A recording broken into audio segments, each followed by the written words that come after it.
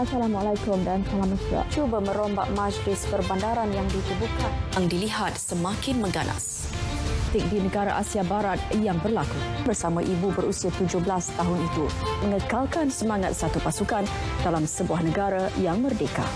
Dan berita kehilangan pesawat Jara 29 tahun dengan 19 kali dekat berlalu selepas pengunduran tentera Israel pada 15 Ogos 2005. Kategori Anugerah Penyampai Berita TV Terbaik dan calon-calonnya adalah Antara persoalan menarik, Farid Emir Ismin, Nur Ashikin Rahman, Boleh terus membara.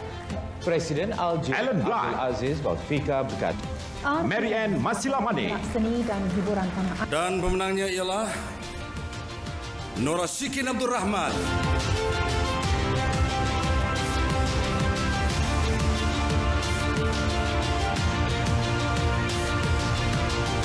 Berhubung misi pencarian MH370, sebuah pesawat peninjau P3 Orion Tentera Udara Australia berlepas dari Pangkalan Udara Pearce, Perth malam tadi. Universiti dan College Universiti AUKU 1971. Assalamualaikum. Dan salam menghibah. Ya, kasih ibu membawa ke syurga ya kata orang. Kasih saudara semasa berada. Dengan itu Assalamualaikum. Ya, dan salam satu Malaysia. Koleksi menarik lagi unik artifak-artifak yang dijumpai dari kapal-kapal karam yang dijumpai di perairan negara dan antarabangsa. Ya, itu Assalamualaikum. Dan salam sehati sejiwa. Untuk kategori Anugerah Penyampai Berita TV Terbaik ialah Nur Ashikin Abdul Rahman dari RTM. Kumpulan pengganas Daesh berjaya di berkas polis.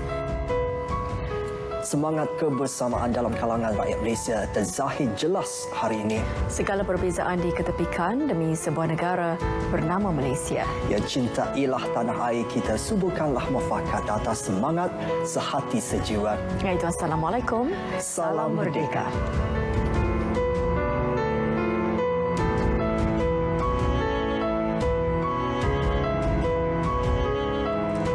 Assalamualaikum dan salam sejahtera. Saya Nur Ashikin Abdul Rahman. Kerajaan negeri dan hospital swasta akan dibenarkan membeli vaksin COVID-19 selaras strategi program imunisasi COVID-19 kebangsaan iaitu memastikan sebanyak mungkin penduduk Malaysia menerima vaksin. Menurut Menteri Penyelarasnya Khairi Jamaluddin, satu perjumpaan akan diadakan dengan pemimpin kerajaan negeri sebelum kebenaran itu dilaksanakan. Puan sama juga, saya akan maklum pada Ketua Menteri nanti. Of course, kalau kerajaan negeri boleh source vaksin, it's good. Because kita nak cepatkan, kita nak seramai mungkin dapat beli vaksin kalau boleh. Tapi seperti mana yang saya maklum pada Menteri Besar Selangor hari itu, saya tahu pasarannya sebab I've been doing this since last year for the federal government and there simply is not enough supplies. Bagi kebenaran hospital swasta, pihaknya akan bermesyuarat dengan Kementerian Kesihatan minggu hadapan bagi memutuskan dasar dan kerangka kerja mengenainya. Beliau mengulas perkara itu selepas mengadakan lawatan di pusat pemberian vaksin di Georgetown, Pulau Pinang.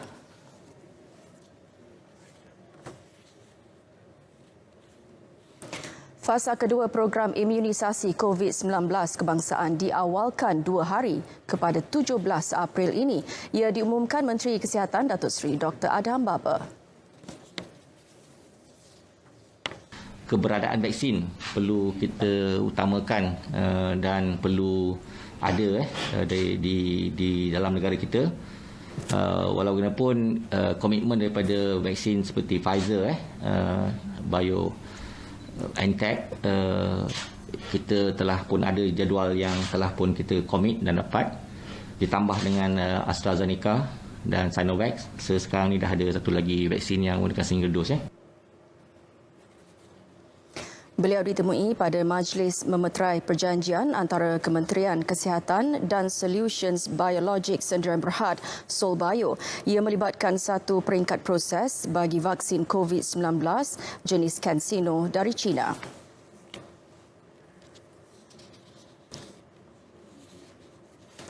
Situasi semasa COVID-19, jumlah kes sembuh hari ini 1,377 mengatasi kes baharu 1,178.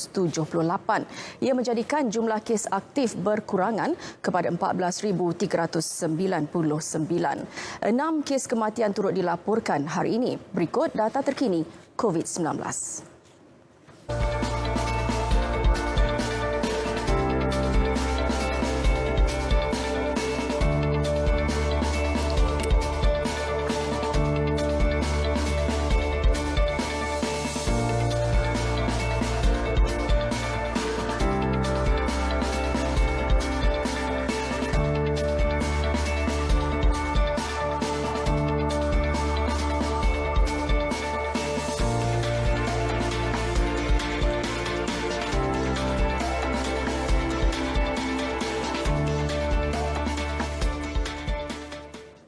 Saya teruskan dengan laporan ini. Membangunkan generasi kedua dalam kalangan keluarga asnaf bagi membantu mereka keluar daripada garis kemiskinan sekaligus mampu menjadi pembayar zakat.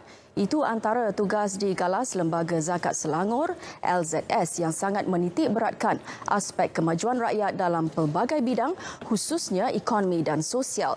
Sejak Perintah Kawalan Pergerakan Bersyarat PKPB dilaksanakan di Selangor susulan gelombang ketiga pandemik COVID-19, lebih 5,000 permohonan baharu zakat diterima.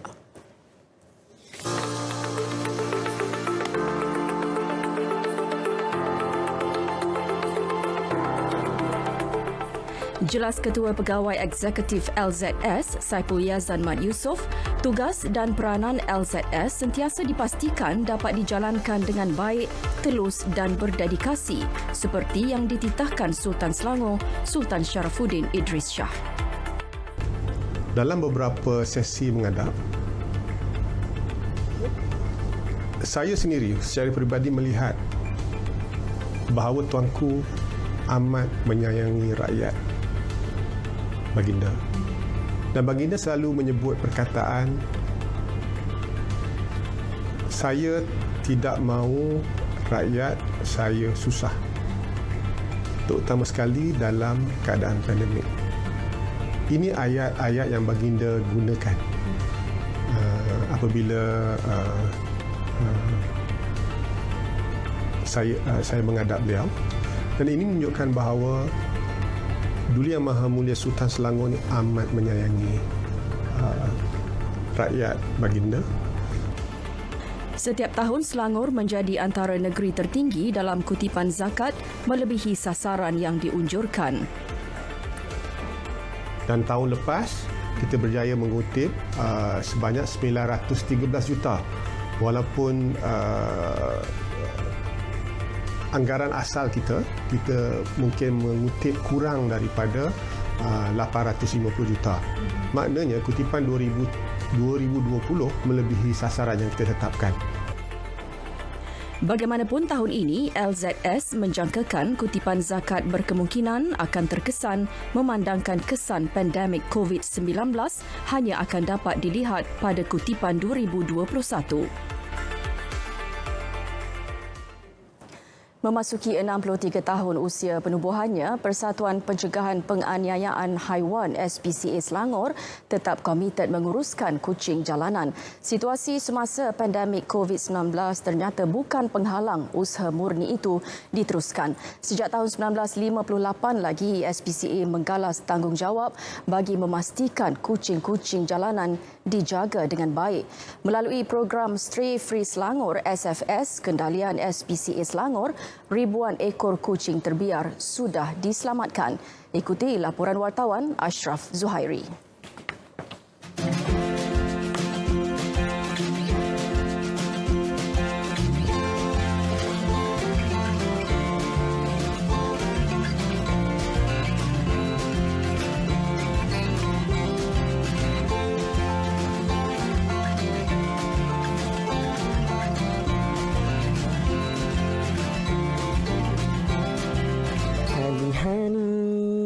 Jangan risau, oh honey.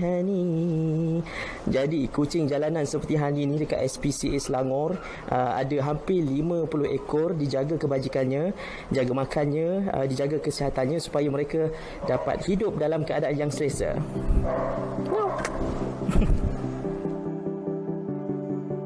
Okey, kebanyakan kucing apabila kucing jalanan yang pertama kali datang ke sini, kami akan bawa berjumpa dengan vet terlebih dahulu untuk kita assess dia punya kesihatan, tengok kesihatan macam mana, dan kemudian kita akan vaksin dan kemudian kita akan kasihkan mereka sebelum adoption.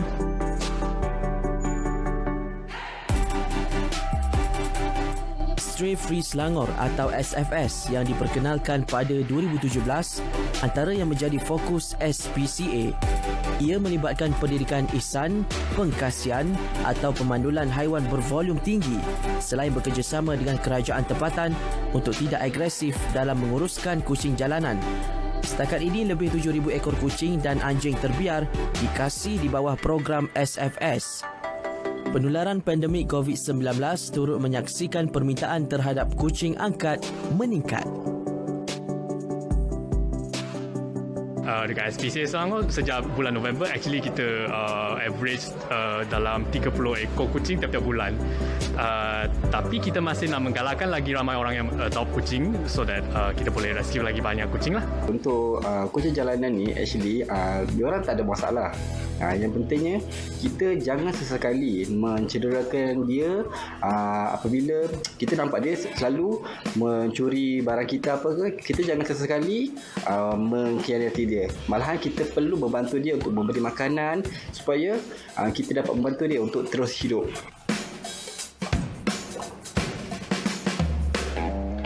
Kucing bukan sahaja sekadar haiwan peliharaan tetapi mereka juga sebahagian daripada keluarga kita. Sayangi kucing anda. Ashraf Zuhairi, Berita RTM. Dia nak main.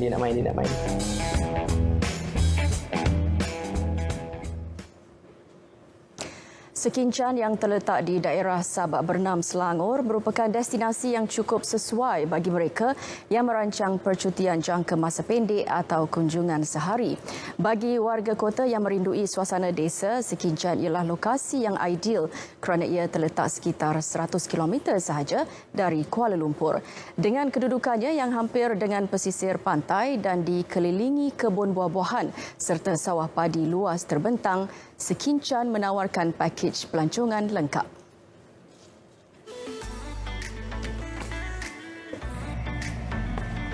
Digelar Jelapang Padi Selangor, Sekincan mempunyai pemandangan sawah padi menenangkan yang membuatkan sesiapa sahaja berasa teruja, terutamanya penduduk bandar. Tidak hairanlah, Sekincan kini menjadi lokasi pelancong dari ibu kota pada hujung minggu. Apabila datang ke Sekincan, pastinya kilang memproses padi menjadi tempat persinggahan bagi melihat sendiri bagaimana padi diproses menjadi beras. Manakala, galeri padi di Jalan Tali Air 5, Ban 2 menyediakan ruangan khas mempamerkan cara menanam dan memproses padi kepada pengunjung. Galeri padi ditubuhkan tahun 2013. Sebab pelancongan di Sekincan memang sudah naik. So pelancong lama, so kita ingat buat satu museum galeri padi ini untuk tunjukkan pelancong macam mana kita proses beras. Lepas itu kita ada galeri yang lama-lama barang yang ketrik dekat sini. Kita fikir balik macam mana dari dulu kita keluarga adik-beradik ramai kan makan nasi sekali malam, makan nasi, suasana yang melia. Terdapat juga kedai cenderamata yang menjual beras yang diproses oleh kilang berkenaan. Semasa melawati Sekincan, pelancong tidak seharusnya melepaskan peluang mengunjungi Ahma House. Di pintu masuk kedai telah tersusun makanan, gula-gula dan permainan yang biasa dijual di kedai runcit zaman 80-an dan 90-an. Sebelum kita ada kedai ini, kita memang suka untuk ini barang-barang lama. Kita collect, nampaknya, manyanya. Dan kita ada satu adakan satu peluang untuk pamerkan ini barang-barang lama untuk orang ramai mengenang masa bila kita sama datuk, nenek. Kita nampak barang itu, kita dapat ingat. Menariknya, rumah kampung tradisional ini penuh dengan barang antik seperti telefon lama, perkakasan memasak lama, peti televisyen lama dan kerusi rotan.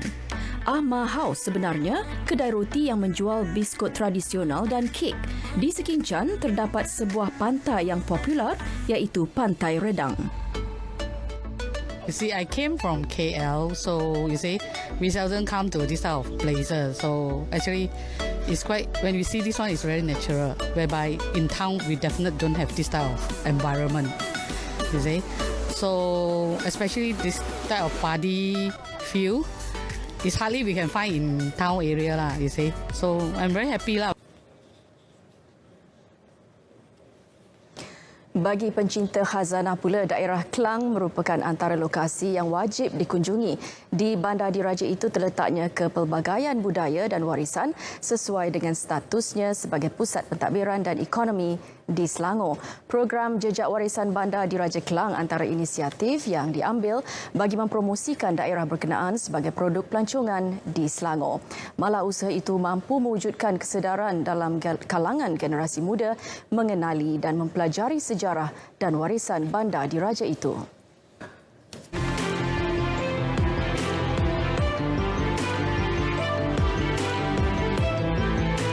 Menjadi pusat penempatan sejak 4,500 tahun dahulu, Klang makin dikenali pada abad ke-19 berikutan perkembangan aktiviti perlombongan biji timah di Lembah Klang.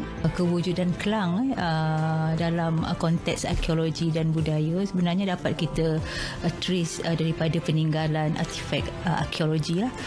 Salah satunya adalah gendang Dongson. Jumpaan arkeologi di Klang ini kebanyakannya adalah berunsur daripada logam seperti yang saya nyatakan tadi, gendang Dongson, loceng gangsa dan juga alat-alat besi bersoket. Syarat dengan peninggalan sejarah, banyak bangunan mempunyai nilai estetika tersendiri sekaligus menjadi tarikan terbaharu pelancong ke Klang di samping menjadi titik permulaan kegemilangan pelancongan di Bandar Diraja itu. Jejak Warisan Bandar Diraja Klang merupakan aktiviti berjalan kaki yang diketuai oleh pemandu pelancong terlatih menelusuri 11 perhentian yang terdiri daripada bangunan warisan yang masih kekal strukturnya dan mempunyai nilai sejarah yang menarik.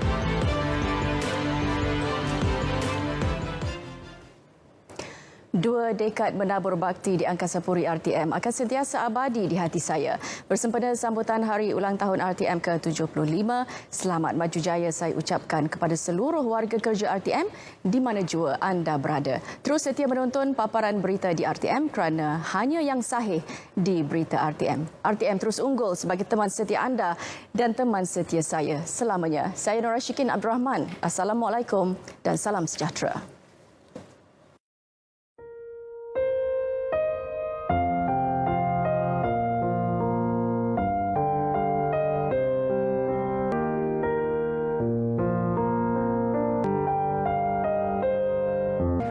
Sifat kerendahan hati atau tawaduk yang ada pada Tengku Permaisuri Nor Ashikin ini sememangnya satu kualiti yang tidak dibuat-buat. Baginda sememangnya lahir dengan penuh sifat seorang permaisuri.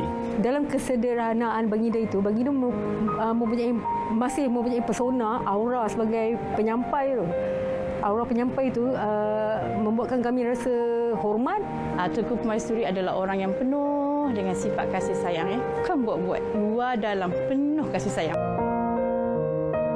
Tengku Permaisuri Nor Ashikin ialah seorang penyampai yang sehingga ke hari terakhir baginda menyampai, iaitu pada 31 Ogos 2016, baginda tidak pernah gagal untuk hadir awal sebelum masanya. Sebagai penyampai berita, memang baginda merupakan yang paling tinggi sekali lah. Saya nilaikan sebagai tahap tinggi sebagai penyampai berita punya committed dan disiplin. Selalu saya akan di studio berada 20 minit sebelum, baginda dah ada siap-siap. Saya tak pernah dengar lagi lah Tengku Permaisuri lewat sampai ke studio, memang tak pernah dengar. sehingga ke akhir hayat saya. Segala bimbingan, segala kata-kata, segala pengalaman yang baginda curahkan akan saya pegang sampai bila-bila. Junjung kasih Tengku Permaisuri Nur Ashikin. Saya bangga dengan situasi Tengku Permaisuri. Saya bangga dengan pencapaian selama ini, selama yang saya kenal. Kami sebagai rakyat jelata sebenarnya terlalu sayangkan Tengku Permaisuri kerana sifat kasih sayang Permaisuri yang terlalu tinggi.